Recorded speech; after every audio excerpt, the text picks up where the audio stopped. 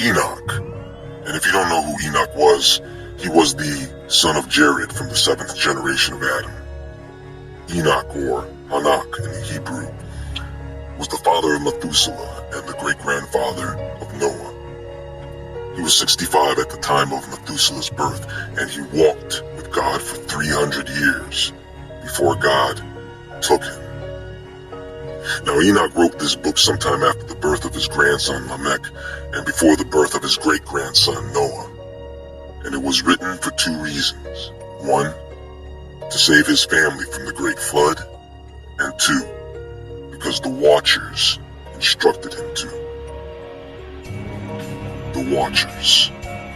You see, no one knows how many angels there are, but there are many, and they all had jobs. Managers of the universe. And as the population of human beings began to increase significantly, several of these angelic beings began to take notice of something. The men of the earth had daughters, beautiful women. And these angels desired them. They desired children. They communicated to each other plans to take human wives for themselves. And so according to Enoch, it was Semyaza, the leader of these angels, that said, "Listen, I know that you all do not want to do this because of the consequences you will have to face, but I am going to take the responsibility for your actions." And this total of 200 angels swore an oath. They all agreed to a bond with each other that they could not break. And so they proceeded to take wives, 1 each. And they did things with these women, sexual things, without discrimination. I guess their motto was anything goes. And during all this, these angels taught them charms and spells and the cutting of roots and trees. In other words, they taught them how to perform rituals and get high. And of course, these women got pregnant and bore large giants. And their height was 3,000 cubits. Now, 1 cubit is typically the length of the forearm from the tip of the middle finger to the bottom of the elbow, which is around 1.5 feet. You can do the math. That is taller than the tallest building in Dubai. See, these angels that descended to earth wanted to control man. They wanted their own kingdoms, which they had and still have today. They wanted to have their own lineage. Understand that their sons, the Nephilim, these things have to eat. And man and all his hard work and efforts could not sustain them.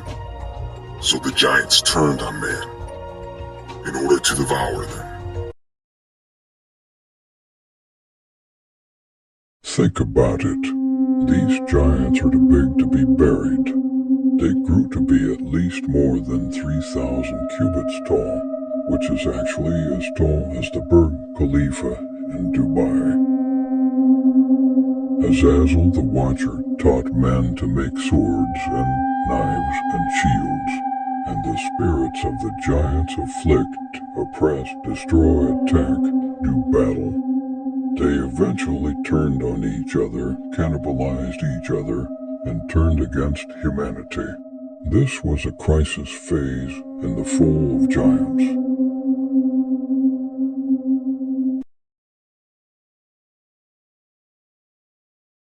They turned on the animals and did only God knows what to them. They eventually turned against each other. They cannibalized each other. Also during this time, one of the angels that descended, Azazel, began to teach man how to kill. He taught them metalworking, how to make weapons such as swords and daggers. He taught them how to make shields and protective armor. He then taught man how to make jewelry and other ornaments. Folks, do you know what certain metals do to the human body when you wear them? Such as copper and gold? Why, it increases the electrical conductivity of the body, making you a better receiver.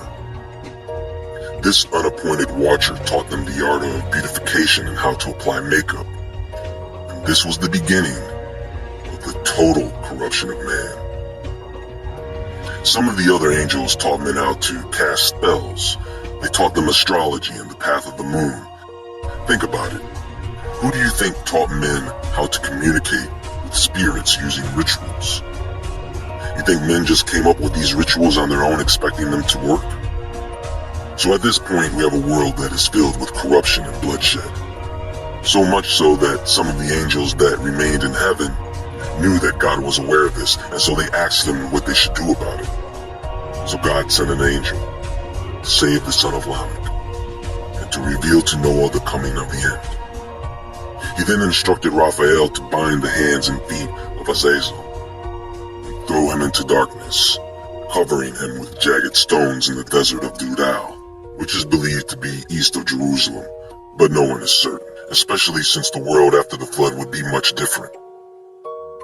God then sent Michael to inform Semyaza and the others that they would have to stand by and watch their children kill each other off. And once they witnessed the destruction of the Nephilim, these angels were to be imprisoned for 70 generations in the hills of the earth. Then came the Great Flood.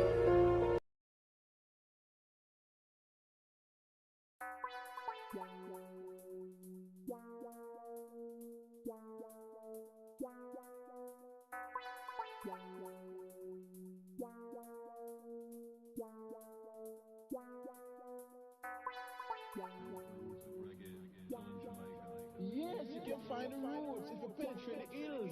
But you see, when they come to Jamaica now, and them put it down at the town here, you sit down in a big hotel and eat up them big food where them cook up out there and claim say. And then the thing they come to Jamaica, come see, you know, you have to come to Jamaica right now and find Rasta, the true living Rasta. I mean, no pimp, no hooligan, So fast forward to today, the question is, if these accounts of Enoch were true, is there any evidence that exists to support it? You see, a fossil, well, most fossils, are formed when a plant or animal are suddenly buried beneath water, mud, and silt. This is why you don't see fossils that are recent. Are you with me so far? If you've been paying attention, you know that the number of giant skeletons that have been found as of today is in the thousands. Are they all a hoax? These discoveries have been going on since the early 1900s, and they are not found in just one place, no. They are everywhere. First off, folks, let me tell you something. When I say something is millions of years old, I am only reporting data from the scientists who determine these dates. It does not mean that I agree. I know better. You see, there are various methods to determining the age of a fossil. Unfortunately, the older something is, the less accurate the dating. And these dating methods are based on assumption. They assume uranium-238 has a half-life of about 4.5 billion years, based on a standard that was created back in 1971. Assuming that the uranium-238 to uranium-235 ratio has been constant since the forming of the Earth. The truth is, it varies from rock to rock. How about explaining to me why they find carbon-14 in coal, diamond, and dinosaur bones, when carbon-14 has a half-life of 5,730 years? By the way, they don't just find giant skeletons. They find giant weapons, spearheads, axes, swords, footwear, giant steps. Look at all the megalithic structures around the world, folks. Someone had to lift these things. Look at the giant stone balls they found in Costa Rica, Bosnia, New Zealand, North Dakota. I am inclined to believe that these were actually used as weapons, hurled through the air by giants using a very large catapult, or even a handheld slingshot or handheld catapult like the ones you see in this art piece. Some geologists actually want you to believe that some of these spheres are concretions formed naturally over millions of years. Come on, man. You know, I try to give geologists and other scientists a chance, but they always come up with this garbage. Now, if the Nephilim died off in the flood, it does not mean that their spirits, which were half angel, just vanished. What if the spirits of the Nephilim were released into the world to become what we know as evil spirits or demons? We see the rise of giants after the flood. What lineage were they from? Of what lineage were the six-fingered, six-toed, red-haired giants of North America, the Kandahar giant of Afghanistan, Of what lineage are all the polydactyl celebrities and athletes? And I'm talking about people who are quite famous today. The Book of Enoch tells us that the fallen angels were imprisoned in the hills of the earth.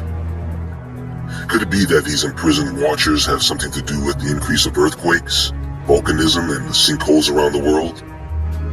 Only time will reveal the truth, and I believe that time is upon us. And even if you don't believe in the Bible or Book of Enoch, in this day and age of corruption, it may be a good idea to read through some of these texts just for the sake of morality.